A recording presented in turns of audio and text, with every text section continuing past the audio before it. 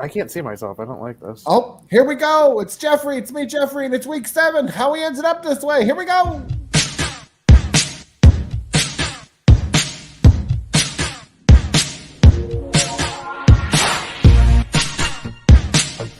It's Kelly. And Dana. Brian. Just in case you want to know. Then it says me, Jeffrey. We got to get one for Kristen in there. And then it says, let's check in. How do you feel today? Hashtag, what's your emoji? It's so abrupt. It really does drive me bonkers. I got to make a whole new thing. One of these days I'll be on With my I thought that was a 9,000 track. other questions. What, of me talking? Yeah, I thought it was like a track you did. I was like, all right. No, because I figured out one of the last shows, because Steve always, he set it up so that it mutes everybody because he hated that I would always talk through the theme music. He don't care for that, so he's muted me. Hey, kids, how we doing? So tonight alongside of me, I got Mr. Brian BC. How you doing with your Angelique Bates house going on behind you? I didn't know you and Angelique lived together. We do. Okay. I didn't know I owned a grand piano. It's exciting stuff. And then blow me tonight. I got Mr. Dana. How you doing? I'm good. And then alongside of Dana. Alongside Dana, we've got Girl, how you doing, Kristen? How you doing? I'm peachy. How are you? I'm all right, kids. I'm all right. It's been an interesting week. Miss Kelly's off tonight. She's having a little trouble, so we're here. And as you can see, the show is titled Atomic Habits, Chapter 8 through 14. And that is not happening tonight because Kelly's off and she is the leader of the book club. So we're not talking about that. So if you tuned in thinking we're talking about Atomic Habits, I hate to break your bubble. When Kelly's back, we'll talk about the book. So that's that. Here we are. But I don't know if you guys, what's going on? Did anybody have anything interesting happen over the weekend or the week since we've been off?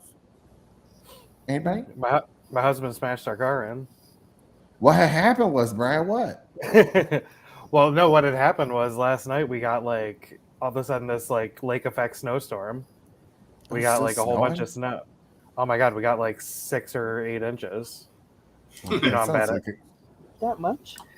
Usually it's a good night, but last night was not a good night. But anyways, we live in Marcellus where there's giant hills, and he got going from the top of the hill and smashed into a guardrail, and that's all she wrote. He's okay though. As long as he's okay. Well, that's inconvenient at most, then. Yeah, he had he has a bruise on his arm because I guess when the airbag comes out, the thing opens up and it whacked him in the arm. So. Yeah, I've been in one car accident where the airbags went off, and my entire left side was bruised from my knee to my shoulder. I heard it can burn you too. Oh yeah, chemical burn. Yeah, he didn't get that. But... No. So that was our excitement last night. Ooh. Fun. What time did that happen? Around midnight. Ooh. Oh, that's gotta be fun. So I had to put the baby in the car. Well, first of all, I had to wake him up because he was sleeping and put him in the car to go get Joe. And then we had to wait for the tow truck. And they said 3 hours. So the cop told us we didn't have to wait because it was not too far from our house. And the tow truck was just going to come tow it anyways. So I guess it was far enough off the road where it wasn't a hazard. So they let us go. Nice. It was lucky. Yeah, it was wicked lucky. Well, not for the car, but for Joe, it was wicked lucky. Honey, that's okay. With the price of cars, you probably make some dough and be able to get a nice new car if you can find one. Girl, that car only had 7,000 miles on it. Okay, that sucks. Did you own it or lease it? Or were you buying it or leasing it? We were buying it, but we have gap insurance. Okay. So, we should be fine. I always bitch at all my friends. I'm like, make sure you get the gap insurance. This is the first time I've ever gotten it, actually. So I feel lucky. I don't know that so much you need it in this climate with cars today, but it's still an important thing to have because if you're upside down, man, that's not a good feeling when No, oh you my need God, it. no. It ain't cute, man. It's not cute. No, not at all. Dana, what about you? Any car crashes? Did you know what happened? I How's got Budapest? Are you recovering from Budapest and your orgies? yeah, I'm good. I got my friend Scott gave me a board game. That's new. A board game, huh? Yeah, what Yeah, board game? it's called Creature Comforts. You're little woodland creatures, and you have to build the coziest den for winter. And whoever builds the coziest den wins the game. Dave's here. He's listening from a distance. So I add my hilarious quips whenever you deem necessary. Well, thank you, Dave, for tuning in. We love you. So you got an interesting board game. Is it like related to Dungeons and Dragons? No, it's just like I don't know. There's dice and little wooden figurines, and you go around the board and you collect different things for winter, and you make a little cozy den to like snuggle in with your family. It's nice. It's a nice So- little family game. Oh, it's a family game. Yeah, Oh, there you go. That's sweet. Okay. that's as exciting as my world's been. I was spray painting a bow and arrow. Brian's gone. He may have muted himself. No, he's gone. Look at him. No, he He's said it just kicked him out. Yeah. Oh, how rude. Uh-oh. We might need Dave to come on in. All right. Well, I just we'll, told him we'll just have Dave do it. Dave, you're up. All right, Kristen, what about you? Anything going on? Did you? I heard maybe you had something start this week or something. I did. I started a new job today. I did. So What is it? it's starting at this place that serves coffee. Oh, my Yeah, favorite kind of place. I like know those mine places. too. Me So too. I'm very excited. So we shall see. It's going to be very fun. My nephew also works for said company and has been working there since he was 16 and absolutely adores it. So they are. I'm excited. well, So that's fun. yeah, it's something Girl, new. Gets me out of the I- house. Ain't nothing wrong with that, baby. Listen, I found a new little coffee shop around the corner. Well, country corner is about 25 minutes from here. But I didn't know we had one, and they serve like my favorite. I like a frappuccino. I like a frozen coffee. Mm-hmm. You know, blended frozen beverage. I don't care what time of year it is. It was good. It was $7.50. It was worth every penny. I'll be stopping back frequently. Sometimes you need those little treats. When we grew up, where Kelly and I grew up, where there was only one traffic light. Well, my town was only one traffic light, and more cows than people. We had to drive to the big town of East Aurora. That was the big town. And that's where the coffee shop was, and that wasn't until we were like in high school. Tim Hortons. Jeffrey, remember the Red Monk? Did you ever go to the Red Monk Monk. when that was open? The cafe downtown Yeah. was Man, like I used geared to towards live the there. teens or whatever. Yes, that was where I drank the coffees with my friends. That was when they let us smoke cigarettes inside. Yeah, I was busy sneaking into bars. Oh, Uh, we were drinking coffee and smoking and skateboarding and being arrested. I didn't drink coffee until I was appletini. like in my 20s. Yeah. It took me, I did a little bit in my 20s. I stopped for years, and then in my 30s, I really kind of got back into it.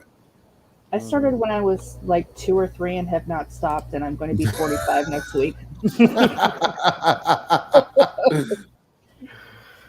So didn't stop my growth. I'm good. Okay, That's true. I nothing did wrong used with to it. dunk. I used to dunk toast in my in coffee. It was like an Italian thing. Mm-hmm. My grandma used to make me toast and coffee Yep. when I was like 5, 6, 7. Okay. Yeah, it's like You mostly had milk and toast a little and bit of coffee? coffee. But you never did that? No, my grandmother had ketchup and toast. Ketchup and did she put ketchup on Listen- eggs too? I don't know. Yes, they did. They were very. She wasn't Italian. It was the grandfather that was Italian. I don't know what the Yeah. hell she was. And they were weird. You know what I mean? Like, and my mother, like, we had that meme going around this week that was like, what was your favorite meal as a child? And I was like, anything my mother didn't cook. She was a weird Italian. She didn't use a spice. You know what I mean? Like there was no real garlic in my house. Nothing. We Which didn't you use no just spices. She had ragu in the cabinet. You know, oh. SpaghettiOs and Campbell's soup. Like, no, we don't have none of that now.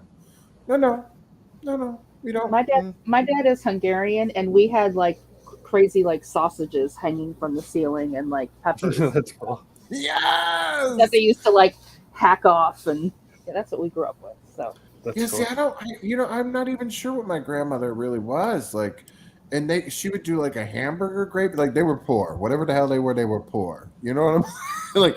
It just there wasn't a whole there wasn't a whole lot of flavor. I mean, their big jam was ketchup and toast in the morning for breakfast. So that kind of. I've never heard of that. He said, David just said, oh my God. He ran across the room. No garlic. Yes. Her father, my grandfather, was off the boat Italian. There was never, I didn't even know what the hell real garlic was. I didn't peel garlic until I was an adult. Okay.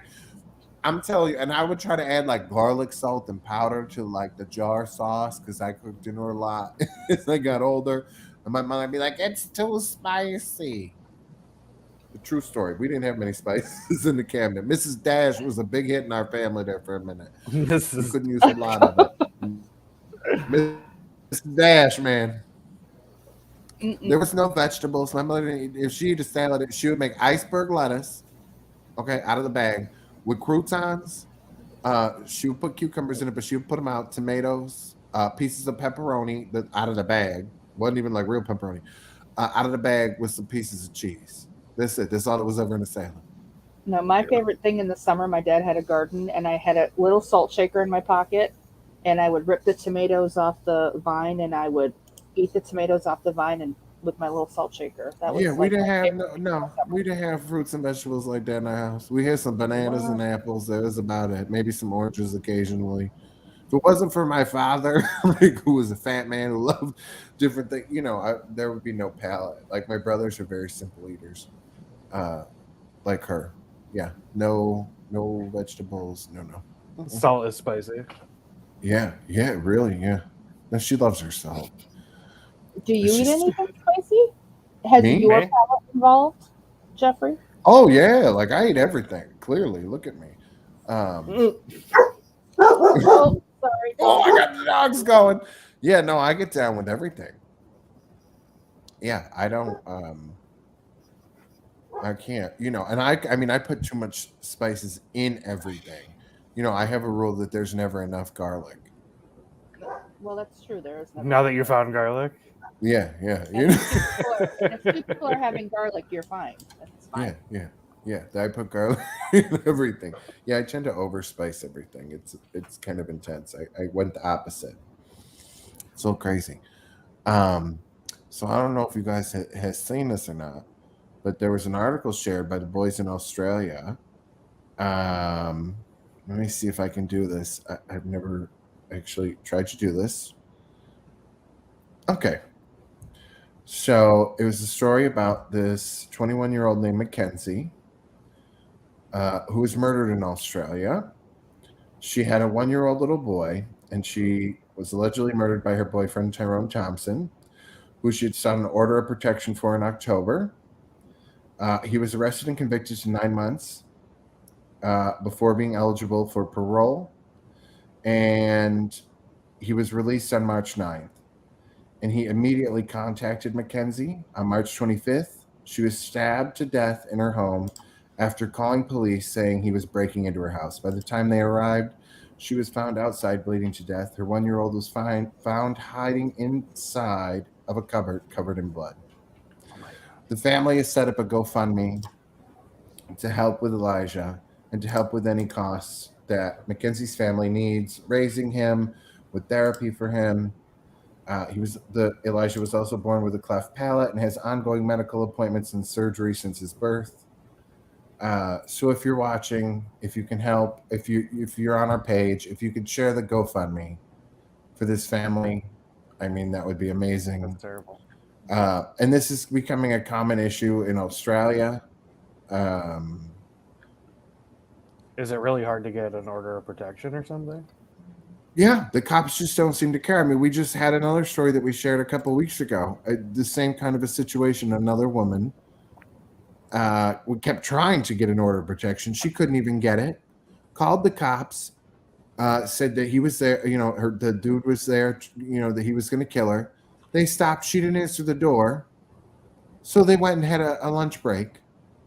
Came back and she was dead. He was inside murdering her as they were knocking on the door. Jeez. And it really makes me wonder, like, what the hell is going on in Australia? That now this little boy has to grow up without his mother. This dude was in jail for 9 months. Gets out. 9 months. Contacts her immediately. Yeah, he Oh. was in jail. He was. Oh on no, I parole. thought you meant for killing her. No, he was in jail for 9 months. Got out and immediately contacted her. Why wasn't he sent right back? And I mean, but this stuff doesn't just go on in just Australia. It happens here all the time too. Yeah, it does. It is not taken seriously. Women's safety and children's safety is not a priority of the police department. Mm-mm. No, and there's a network, I believe, that was started called the Lavender. I want to say it's called the Lavender Network, for children especially that are in abusive situations. There was a story yesterday that I randomly saw on TikTok about a young child where his brother had already been taken out of the home and given to the grandparents, and this other child ran away to a friend's house, and the police got involved because the woman called the ambulance for this child because he had bruises all over his body and she wanted him to get checked out. And the police said, well, he was beating up his dad, so his dad has a right to beat him as long as he doesn't leave marks. No, that's not how this works. No. Well, it's like, what was the little Gabriel? Was it Gabriel Hernandez? Right? Was that his name in California, where CPS was there constantly? Yeah. And they didn't take him away, and they killed him. It just happened here in central New York too, with a kid with developmental disabilities, I believe. His parents, like CPS, like was there numerous times, and the parents, he like died of neglect, like they like starved him or whatever.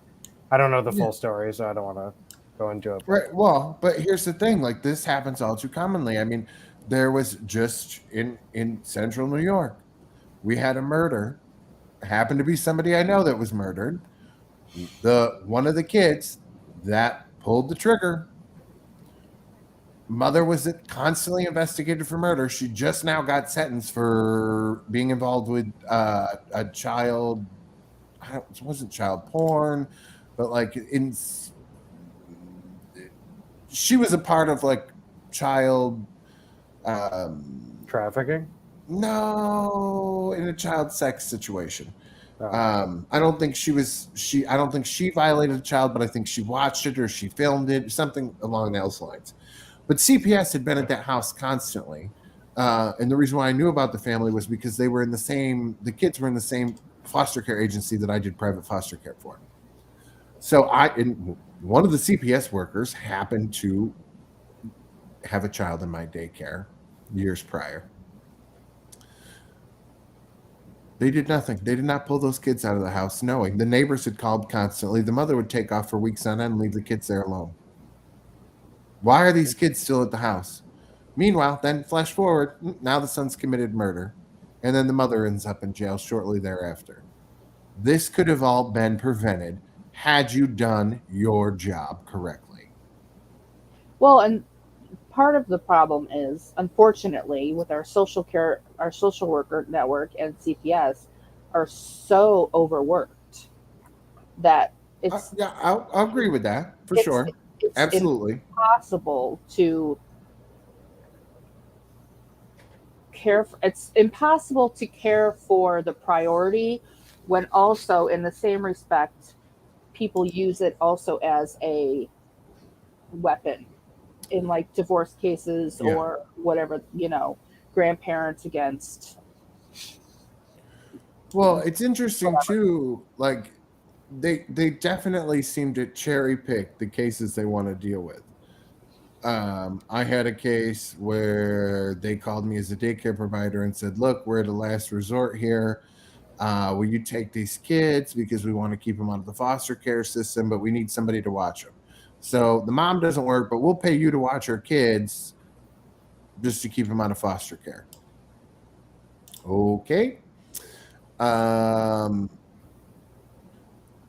mean, and then I've seen cases where the kids did not need to be pulled out of the home, but they pulled them out of the home and did nothing but give the parents a hard time, treat the parents like crap, and not try to help them at all. And the parents were a product of the system, and they never helped them as children. And then they wonder why the parents have no trust. You threw them back into the wolf's den. Yeah, And then you're wondering why they don't trust you as an adult, and then you take their kids from them. Meanwhile, the people that the kids should have been taken away from, you left them with them, and now they're murdering people. Yeah, when we did foster care, I always wondered, there's a lot of families that just kind of need services. Like, we took care of these Right. 4 kids whose parents, honestly, the kids only ate once a day. And one of the kids told somebody at school that they only ate once a day, and they were kind of like struggling in their weight or whatever. And that's why they took them out of the house. But it was because the parents are, poor. The dad works like around the clock. And the parents literally called us every single night to talk to their kids while they were with us. And like, the whole plan was for them to go back, obviously. But I kept thinking to myself, like, if you're going to pay us to take care of the kids, and you're going to send social workers over to our house 3 times a week or whatever, you're going to do all these different resources, why don't you keep the kids in their own house, allow the parents that money so they can take care of their kids properly, and send the social workers to their house so they can teach them how to take care of their own kids? I don't understand, like, in that situation. I know certain situations. Long-term damage that you've just created in that house, to not just the children, to the parents, as well, is going to last a lifetime, because you've scarred the children and you've scarred the parents. You've created a distrust with the system now. Mm-hmm. Well, never going to go away. In that particular situation, the 2 youngest were twins. It was 2 twin girls. They were 5 years old, and all the kids had really bad teeth because they just had bad hygiene and bad nutrition. And so they were with us for 2 days, and they already had them scheduled for an appointment to have all of her teeth ripped out of her mouth. So I had to take her. I've only known this little girl for 2 days. I had to take her to have her teeth ripped out. And these kids are from Rome, which is kind of far from Syracuse. So the parents couldn't just drive. They're poor. So I had to take her by myself, Joe and I. And I remember coming back, and she was like, in a lot of pain and everything. And we laid her in the bed, and I was like, one of us was just going to stay with her. And I just tried to like rub her back, and she was just like, like, and I was like, oh my God, I'm sorry. 'Cause she doesn't know me, but I felt so badly for her. And I was just like, these kids are sometimes, and the system does as best as, like, the people in the system are most of the time angels, and they do the best they can. But like, sometimes the kids are just like pawns. I feel like they're just moved around like chess pieces or something, and it's not there's not a whole lot of regard for their. They always say it's for their well-being, but like you were just saying, the amount of damage they do to them in the process, is it for their well-being? Or well, and I think it's hard too, especially for you and I, because we've been foster parents, we've adopted children, we've seen the dark side of the system. We've seen what it's done to children, right? So there's great stories that have come out of the system. But we've also seen the horrific side of it. And I think for me, seeing the damage that it did to my children and what it did to me, I'll never be the same. Oh, I'll never be the same after going through that. And the extra damage that it caused my children is not something that I'll ever forgive. Yeah. From people that were supposed to protect them. So, well, and people that are also trained to protect, like trained in the best ways. No, and at the end of the day, like, it really was about money to them. It was the bottom line. So it was, it was pretty disgusting. I agree. Everybody's just popping in the chat room now. Hey, kids, hey, it was getting pretty dark in here, and we're lying about the title. It says Atomic Habits, chapter 8 through 14, but we're not talking about that tonight. Kelly's off. We lied. So If you're just tuning in, let me bring this up again. You can go to our page if you're on Facebook.com/My Uncensored Radio if you're listening. And there's a GoFundMe page. It's Justice for Mackenzie and Elijah. If you can go share that, donate if it's possible. It's a family that could really use your help based in Australia. Has anybody else had any sort of personal relationship with domestic violence in their life as a child? Has anybody been affected by it that they want to talk about, I guess? Oh, Go ahead, Dana. yeah.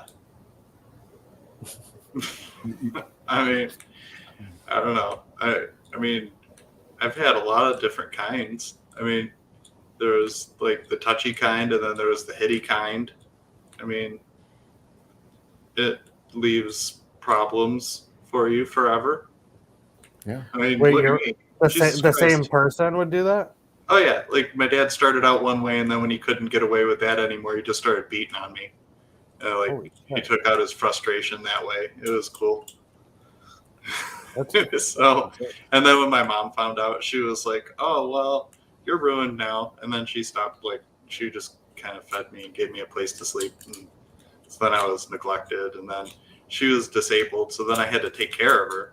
So then like I had to spend like my teenage years like just like going grocery shopping and doing the housework and taking care of the yard and picking up prescriptions. And, Did your dad go to How jail old for were you when she found out?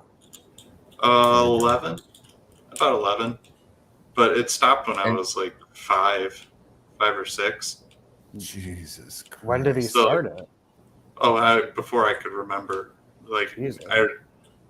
potty training was weird. Wow. So, but yeah, so it's like, I don't know. And that's the kind of stuff that stays with you for a long time because like, Right. even after my parents got divorced and I was like taking care of my mom, even though she didn't like show any affection towards me or like give me any love or comforting ever, like that's what normal was. Like normal was your mom's just there to sit in a room and watch TV and you take care of her and don't expect any emotional reciprocation. So Was that inevitably, part of like, her that's- disability? well, no, it was like Oh. when she found out that my dad did stuff to me, I was like ruined. Like she didn't really Oh. want She anything to couldn't do with handle me. it. Wow. So it just kind of like, I don't know, I'd get yelled at a lot and just kind of left to do whatever. And it wasn't great. But I mean, the kind of problems that causes is like, I'm a fairly intelligent person. So I obviously know, like, I kind of raised myself like, hey, you're good Right. enough, you can do it. And then like as an adult, like that was the formation of what a healthy relationship is for me. Like it's like, well, it's easy for me to take care of somebody who's going to be emotionally neglectful. It's easy for me to like think that that's normal. So it's hard for me to recognize a healthy relationship because I don't have a fundamental understanding of what one looks like on the receiving end. Like I don't know. Well, isn't that the thing, right? We Yeah. all kind of repeat what we learned as children. Like that's our baseline. That's normal. Yeah, to so us. it's weird for me to think of like somebody like liking me. Like it's like, well, as long as Yeah. you aren't like hitting me or like stealing from me, then you're the best person ever. But that might not be the Yeah. case. I just don't. I can't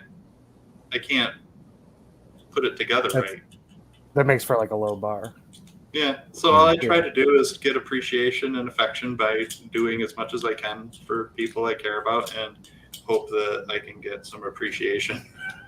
It's, Well, Dana, I mean, I really We appreciate appreciate like how vulnerable you just were in sharing Yeah. that with us, because I know that's not easy, and obviously you and I've had that conversation a long time ago, yeah.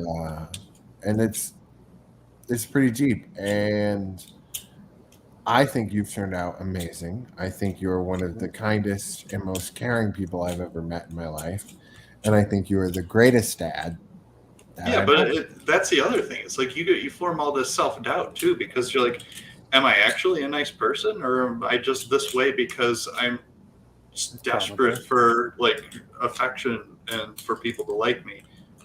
You know, like I don't know. Well, I'm sure we all have parts of that in us. Yeah. You know, from starving of what we didn't get as children, or what we did get that we didn't want. Yeah. Too much. Yeah, too much. No, thank you. Yeah, I mean, for me, like, it was the constant fighting. You know, like, that's everybody fought, and it was like, oh, if you fight and they stay, that means love. If you love and they fight back, they love you. And like in my marriage, he never fought back. And not, I don't mean like physical fighting, but I mean like when you have an argument or when you're upset, you know, and you're like, what do you do? You're just going to sit there. You don't have anything to say. To me, that was like the most disrespectful, like the worst thing you could ever do in the world to me. Like, you don't have anything to say right now? Oh, and I would do that all the time. Like, See, yeah, whenever I'm like there's an that too. argument, yeah, I'll just take a step back and look in my head. I just rationalize it like, wow, this is a confrontation, and this feels really uncomfortable. I just want to make it stop. So yeah, you're right. I'm sorry. Well, if he said that though, and if he would have even just said like, I don't know what to say right now, I just need a minute, like I could have handled that, you know? Yeah. But like he would just shut down, and to me it was like, you don't care about me at all. Yeah.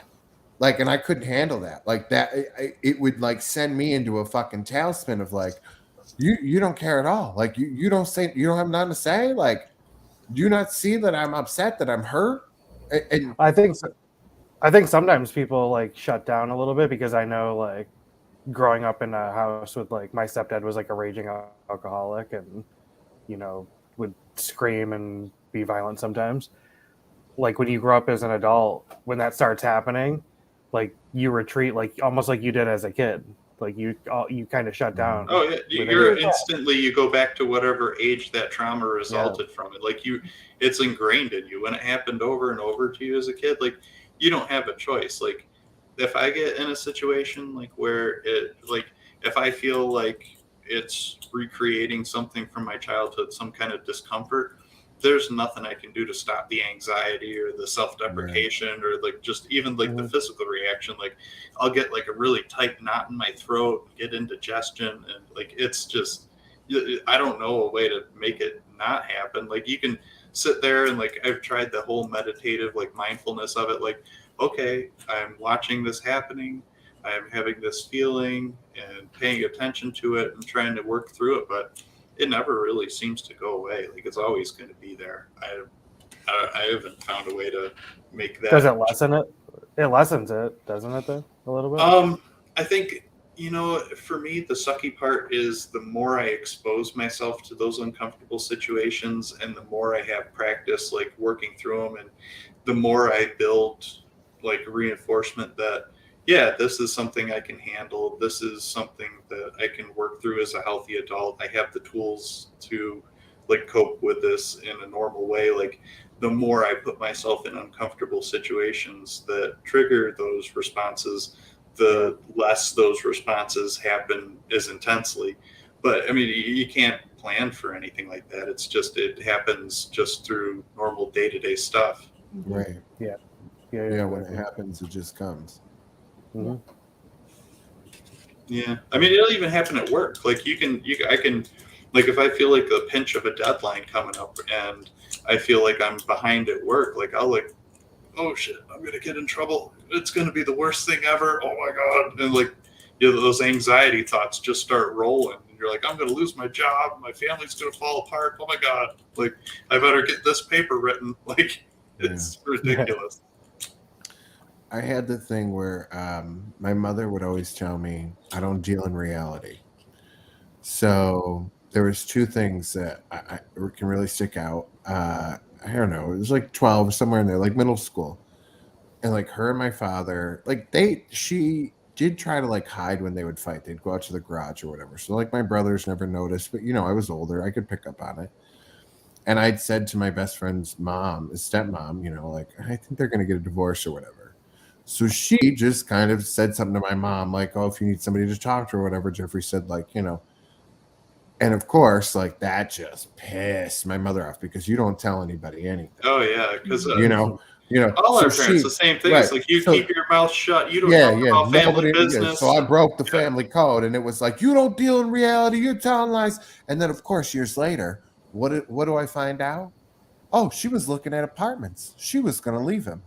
And I'm like, but you just looked at me in the face and you told me I didn't deal in reality. Like I was a kid. And you would sit there and scream at me and tell me not to tell Nick that he was bad when he would like do all the crazy stuff he would do as a little kid, because that's what he would become. What do you think telling me that I didn't deal in reality was going to do to me? Why do you think that I have to go and like fight people when they tell me or they don't believe me, or when I get accused of something, or you know what I mean? Like when there's just any kind of uncomfortable situation that I have to prove that I'm on the right side of things, or whatever the case is, like I have to be scrappy about it, right? Like I Well, have you to were prove, gaslit.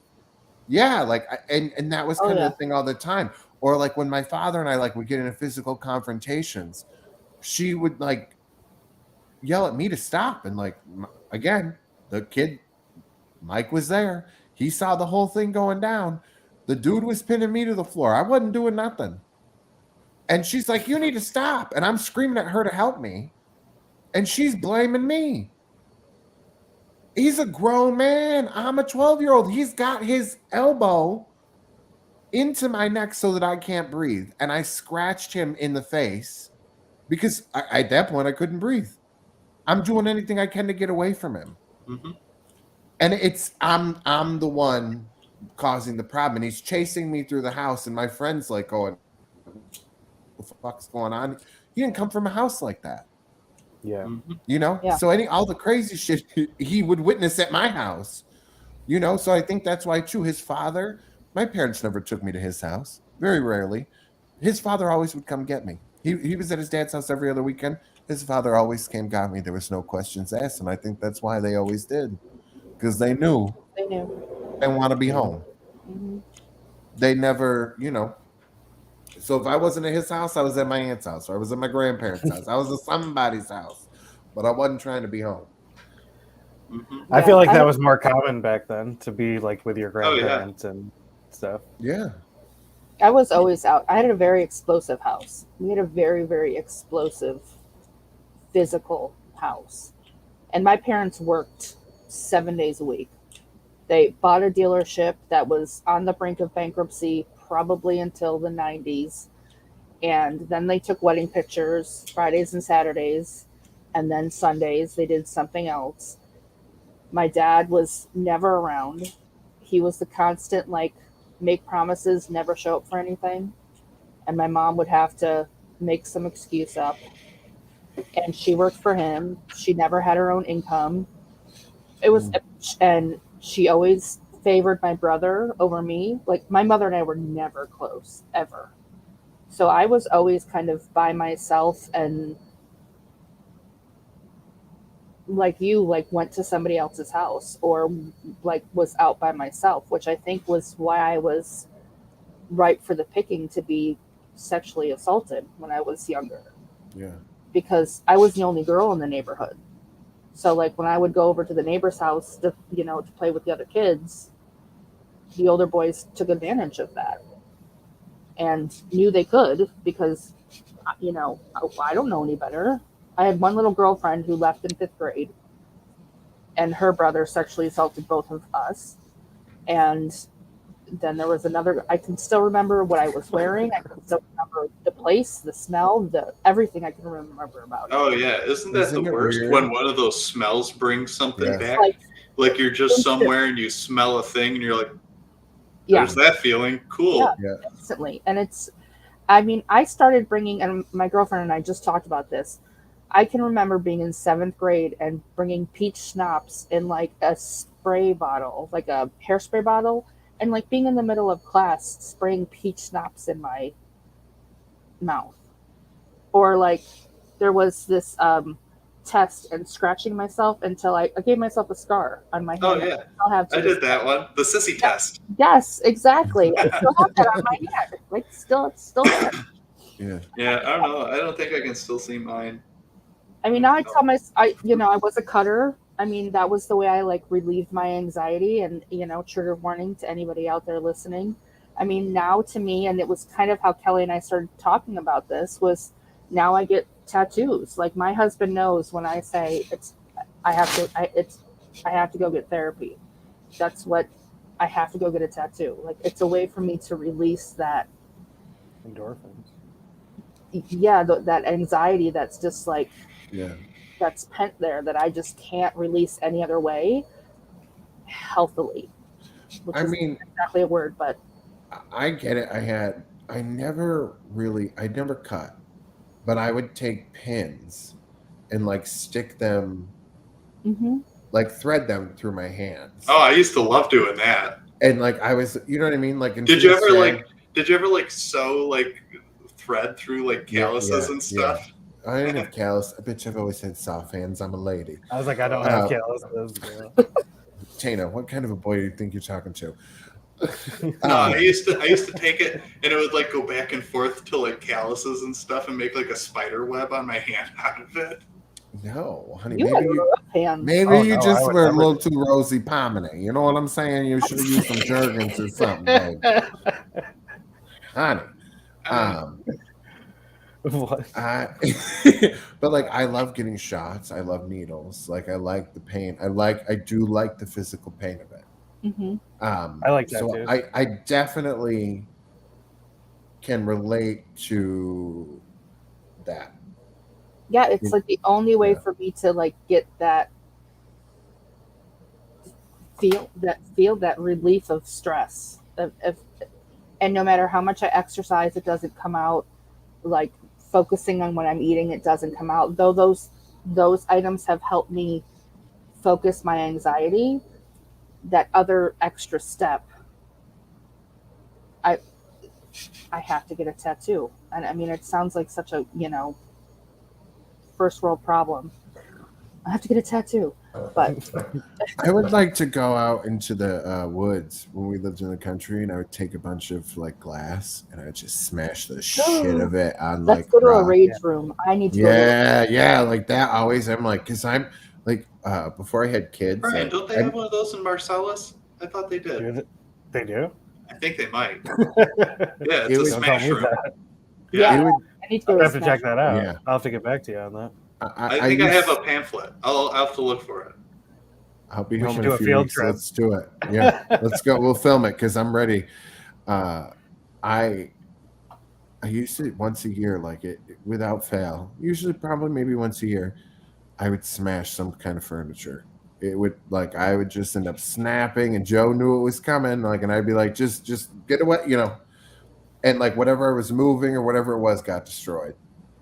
Like I just there'd be all this rage inside. I mean, again, this was another thing I called my mother. It was like, is there like a history of rage? Is there something in the family like the people like there's just everything builds up, and I could just there's just rage in me that I'm just so angry.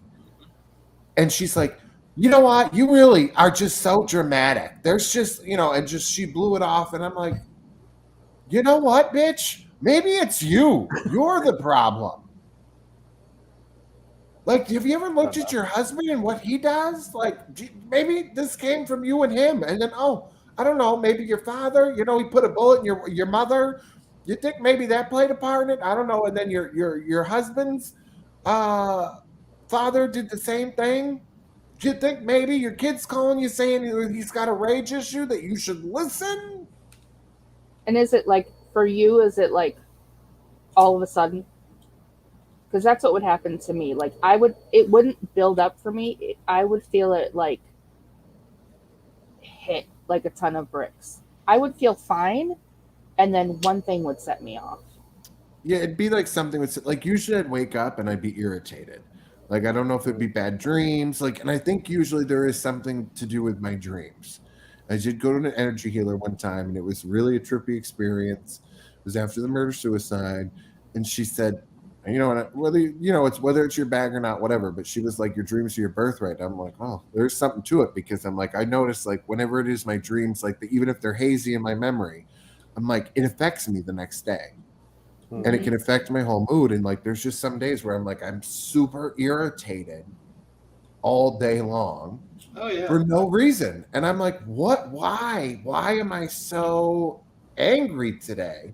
And then I can go from angry to crying like that. And I'm like, Mhm. what is this? What is this? And then you know what I mean? And then when you have kids with special needs, you're like, okay, hi, doctor. Yeah, I have to be on medication because I'm gonna kill someone. you can't, well, you can't, you know what I mean? You're outside breathing, you know what I mean? Like you have to stay in control of yourself. And it is a very difficult thing to do. It is Mhm. not easy. It is the greatest challenge of my life Mhm. to Me be too. aware of my emotions and myself. And I don't always succeed, like I've yelled at them when they don't deserve it. Mhm. Just because I'm not okay. And I don't even know what the problem is. And I'm a grown man. You know what I mean? I'm looking at 40s a couple years away, and I couldn't tell you why I'm upset. Baby, I'm 45 and I'm going to be 45 next week, and I can't tell you 90 times why I'm upset. You got a bat in the house? I don't know, girl, but there was something large flying around. It wasn't a bat. It was some kind of bug. The door is open because it's a nice day. Oh. Nothing like breaking you out of some emotional trauma talk, like some kind of That's flying right. critter. Like, bitches, you'll see just all of a sudden, you'll see my fat ass jump and the laptop go flying, and then I'll be gone. Just Bats, grabs him in the face. bats are really cute, though. I will say, bats are super cute. They have rabies, but Not all of them. not all of them, but they are cute. Jana, I can feel that because after my breakup and a miscarriage, I was that. And I had an ex, speaking of domestic violence, whose kink was holding a gun to my head. He was an air marshal, a federal air marshal. Well, I was, Oh, cool. yeah, that was his kink. Wait, what? That was what Kat was saying. No, I was saying what Janet had said prior to Oh, that. no. Oh. I had a really bad breakup. I'm right there. It's right there. I just, I threw it a few years because I didn't want to say how close I was. See how close. It's right there. Right there. You're gonna I be turned 30 39 this year. again this year. Oh my God, am I? I don't know. 83. You're literally going to be 39 this year. Yeah. Shut I'm the gonna be fuck 38. up. No, I thought I was gonna be 38. Oh No, that's me, honey. shit. I'm not ready. No, it's fine. I don't care. Fuck it. You'll be fine.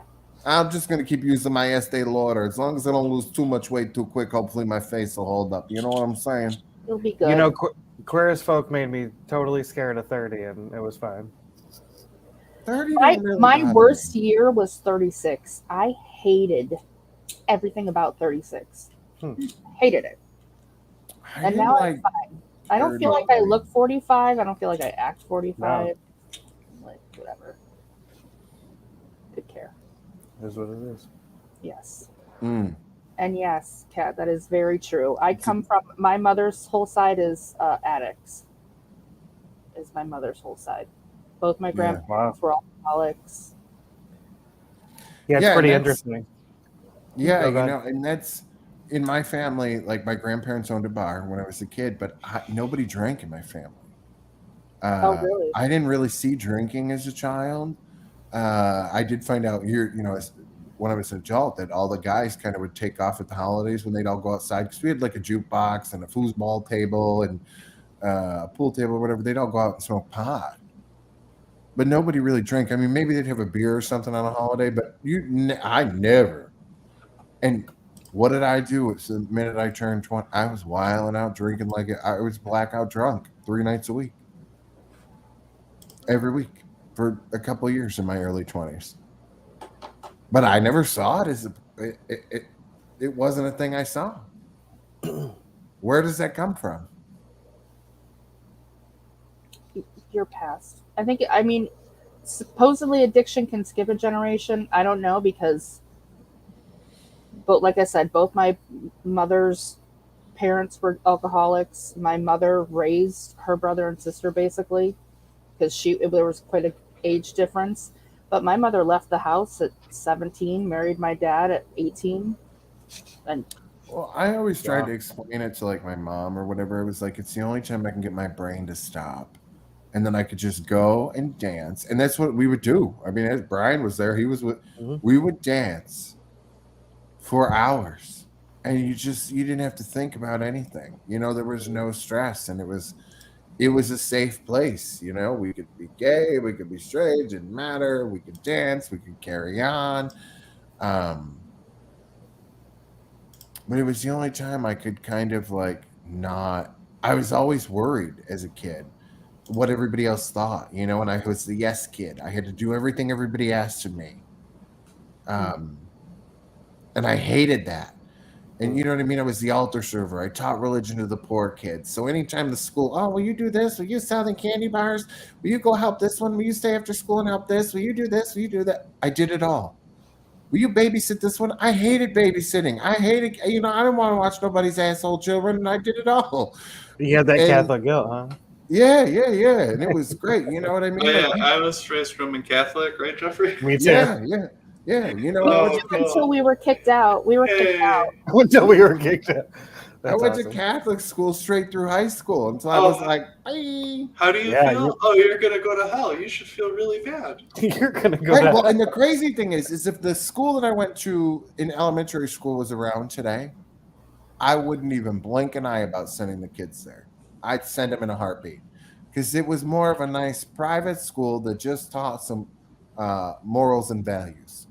It's some nice teachings about a man who had 12 friends who may or may not have been homosexual. friends. Who knows? Who may I'm or just may- Who flipped a table and was not white, ladies and gentlemen. Yeah. He was not white. Could have been a drag queen. Yeah, the And devil's wore lettuce, right? And there was one time in a photo album, like I was looking, I remember as a kid, I'm like, Mom, I didn't know Dad smoked cigarettes. And then the next thing I knew, that photo was gone. And it wasn't until I was an adult that it dawned on me it wasn't a cigarette that was in that picture.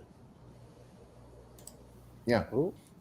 Right. Oh, and that's another thing. Like as a kid, like I started gaining weight in first grade. And after first grade, I'd gain like 20 pounds a year. And she clearly knew that the Oreos were disappearing out of the drawer when nobody was around. Do you think she stopped buying them, or she said like, hey, Jeffrey, when nobody's home, there's a lot of food disappearing? Like she didn't notice her kid was closet eating? No, then Dude, you were bitching. You were if I was emotionally. I wasn't in trouble as long as I only ate one box of Little Debbie snacks a day. One box? Yeah, if I could spread out a box for the whole day and I didn't go beyond that box, I was good. I didn't get in trouble. Oh, she'd have that's killed me cool. if I ate a box. But I there'd be know. like 4 boxes, so I could have one of each box, and then I could eat a half a roll of Yeah, Oreos, I and then I mean- could eat a little bowl of ice cream, and then I'd eat, whatever. Oh, those oatmeal cookies and the zebra cakes and the nutty bars and the peanut Cosmic butter wafers. brownies. Yeah. Oh yeah, the cosmic cookies where there's like Rice Krispies around like a piece of like it was like caramel inside. Oh, it was Yeah, so good. Those are We We really didn't have good. any. We didn't have any of that. It was a big deal. Oh. This is how sad this was. This was a big deal when we had a babysitter, and we would get chocolate chips, like pretending to be zoo animals, like and being good for the Wait, you mean like chocolate chips? Like Like little, just the chips? just chocolate chips. that would be a treat? That was our treat. Like that's Oh, what we. y'all were like real poor. Yeah, we didn't have. Wow. That was our big. Well, you know what? The Chocolate. only reason why we started getting Little Debbie's was because my brother got hit by the Little Debbie man. He straight got, I swear to God, he got ran the fuck over. He was underneath the Little Debbie tire. You know what I'm saying? He had to get air. Yeah. Are you serious? Yes, heard you don't that. remember that in front That's of awesome. the middle school. He No. was my mother, and it was she was working at the apartment building. She was right there. She heard the accident. She was traumatized, and I had just made this sandwich. We lived around the corner, kind of. And she called. She's like, "Nick, I hit my truck." She was losing it. I had to I went running up there. And she was covered in blood. I mean, it was scary as shit. Oh wow. And they were gonna, the principal's there. He's covered in blood. She's, to see your parent, this woman who, regardless at that point, because I feel like my life was divided into two. Like, I feel like listening to Dana's horror stories, like I had this younger childhood that was great, you know, like she was this mom who did all these fun things with me and she was good. And then she kind of had her own psychotic break and then it went bad. Um, who she's just covered in blood and she's like having this nervous breakdown. And they have to airlift him. And my father's working on a construction site. We don't, you know, cell phones weren't really very common back then. He doesn't have one. I happened, one of my school friends had seen him wherever he was working and he was working by their house. And she's like, you got to go find your father. And I had just gotten my license or something. And the way that the scene was, they were blocking the driveway to her where she worked at this apartment complex. And she had an Oldsmobile custom cruiser wagon. You remember the shaggin' wagon, Brian? Yep, yep.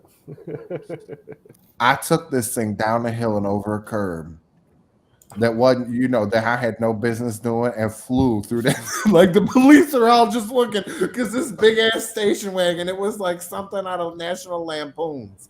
I just was like, boom, that bitch was in the air. You were like that viral TikTok video of that Yeah. Tesla going over that, Yeah, that yeah, hill. it was just gone. Went and found the father, and then we had to go fly to Syracuse, and you know, there was no contact.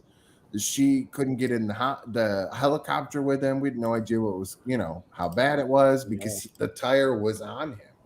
Oh God, that's scary. Yeah, and she was never. That was one of the things that she was never the same after that. I got run over by a car one time at Sears. Shut up. Yeah, it was my own fault. I was so dumb. Oh my God. Oh.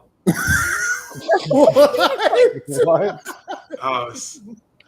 Oh man. Did you get free Little Debbie's too? No, I got yelled at, and then we had to have a safety meeting at work about it. I got yelled at. So you were an adult when this happened. Yeah, it was Jeffrey. It was like when I was going out with Katie.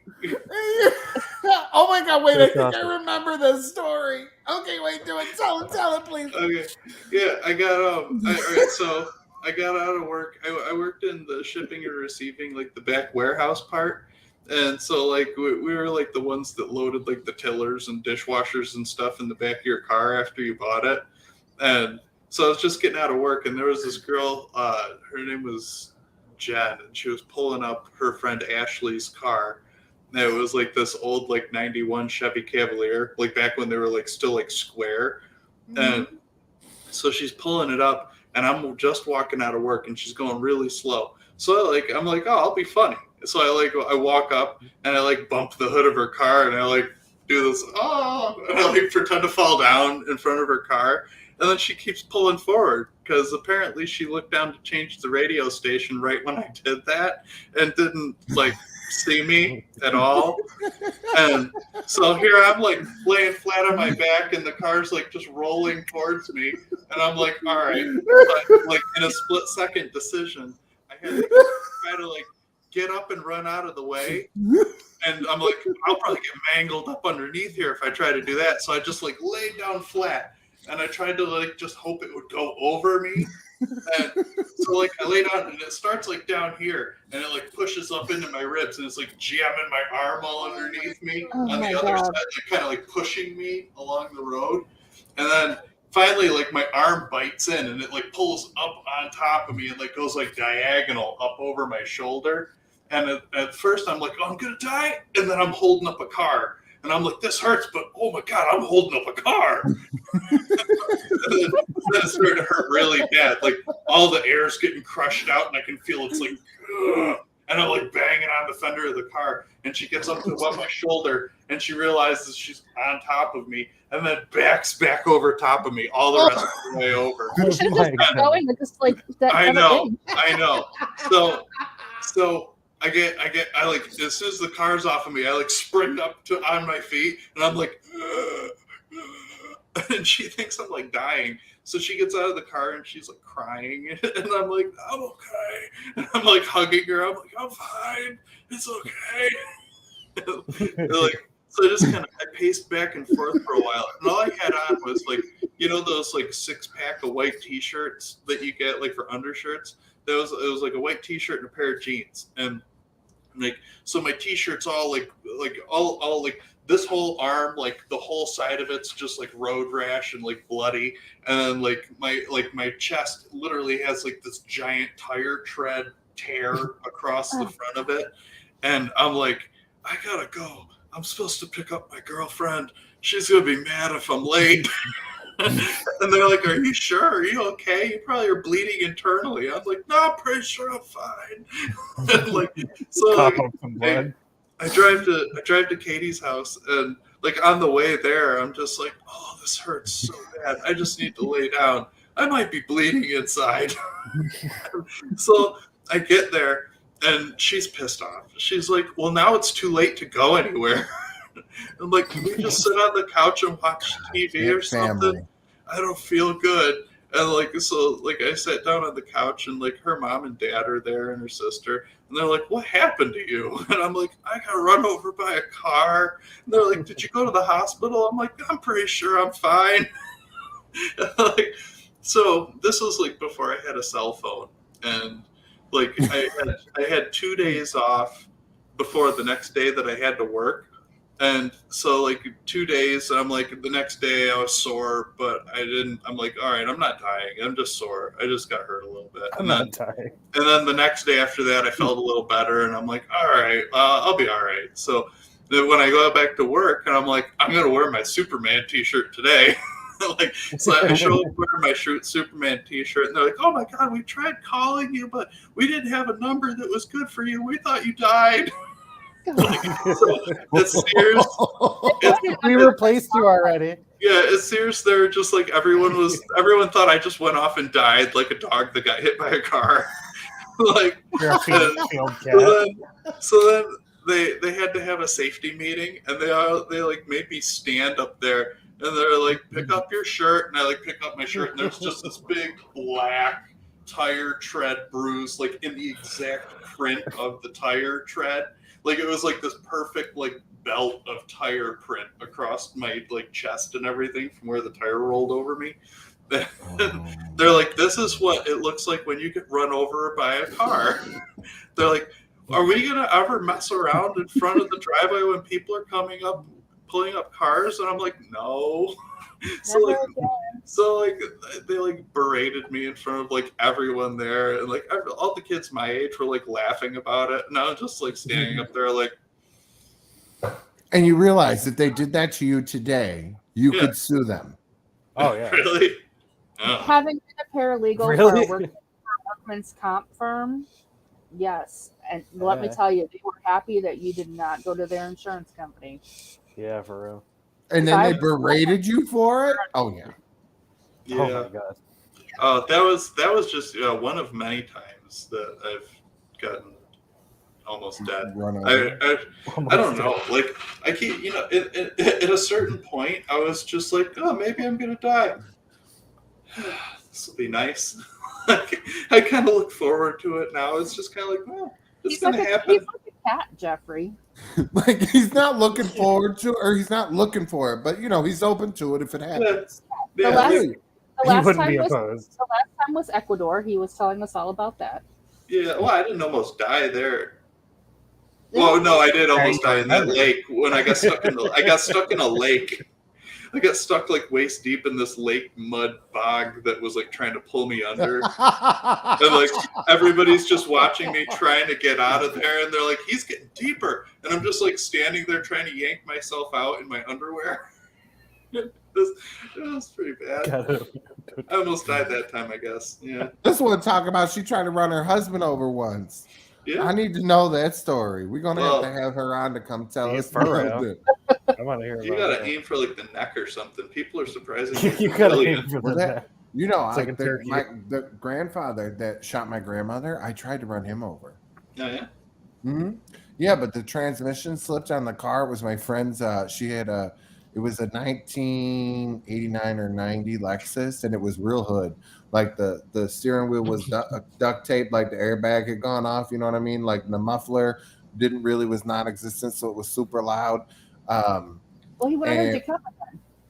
oh yeah, well we were in my driveway that I grew up in, and like there was a door and stairs, and it was a hill, and he was standing kind of in front of those stairs in the door, and he like yelled, "You fucking faggot" at me, and like there was a whole thing going on. But that was like the final straw. He told me I looked like an AIDS patient, coming down the driveway because I had my hair bleached or whatever and spiked up. I would have beaten his. Well, an right. ass And for I everything. like here's the thing. I was never afraid of him. Like I told, I started first telling this man off at 10 years old. Nobody else in the family ever had balls to say anything. Like they were all genuinely afraid of him. Now I know why. For You know good what I mean? reason. Like, right, because at one point when she moved in with us, I said something to him on the phone, and she sat across from me. She's like, "You shouldn't have said that to him." We had to call the cops and have them come take us to get her shit because she's like, "He's gonna kill you," and I'm like, "You're crazy. He ain't gonna kill me." But yeah, I floored it, and in the transmission dropped, but the car like leaped, and he fell backwards and he started rolling down the drive. He was really scared for his life. And after that, though, he really fucked with me because he knew had that car not malfunctioned, You he'd were have been ready. dead. He Yeah, would've been he'd a have hood been dead, ornament. and I'd have been in prison. And I really don't have any regrets. Like I would have done it, and I'd have been okay with it Ta-da. because I hated that man. Too, in retrospect, I'd have saved his life. He'd have never got a chance to shoot her because his ass would have been dead. So I would have been a hero. I saved a life. You would have. Yep. Didn't even know it. All right, kids, we made it through another week 7. We did it. Another week 7. We did it. We didn't talk about Atomic Habits, chapter 8 through 14, but we'll do that next week. Yeah. Next week. Kelly will help us. Oh, wait. Oh, she said, I might tag it. Okay. No, he chased me and I got in the car, but it's a whole story. Okay, girl. We're going to get I need this whole story. You're going to have to message about to me get the something. whole We're going to story. tape a video. Yeah, we need the whole story. Okay. Send a video But when you come on the show. only if you buy some Melaleuca from Jeffrey. Yeah, I know how much you love an MLM. Yeah. Enjoyed having his hand. What she did? Okay, this is why now that of course the shows. I dated a guy who enjoyed having his hand ran over real slow with a car. I left him because he was giving girls foot massages at work. He was not attracted to anything but feet. So nope. Oh Honey, no. wow. wow. Okay, listen, we got a thing where we ask on the other show how many quarters. I mean, is he real attractive and he's attracted to feet? I'm saying, like, what's his number? No. I got a pair of feet. Although there's good money to be made with feet, evidently, on the internet. Saying, Yeah, listen, here. I'm not opposed to nothing. Look at Jamie. He's like, what the I hell? got kind of nice looking feet. I mean, I have nice feet. We'll You start do have, selling them, you have nice feet, Johnny. Dana. Sell your body, Dana. Sell your body. Sell your body. I wonder if you can do an OnlyFans page, but with just feet. Yeah, I'd be like, hey They guys, have them. I got a fresh pan of baked beans. Guess what Tootsies are going in it tonight? Oh God. But yes, I'm sure Damn, you gave me somebody a good idea. would do that. Be- Look be- at all these people are coming in like Mhm. feet and beans. Feet and beans. And that, you guys, is how we ended up this way. "Oh, Bye-bye. Better.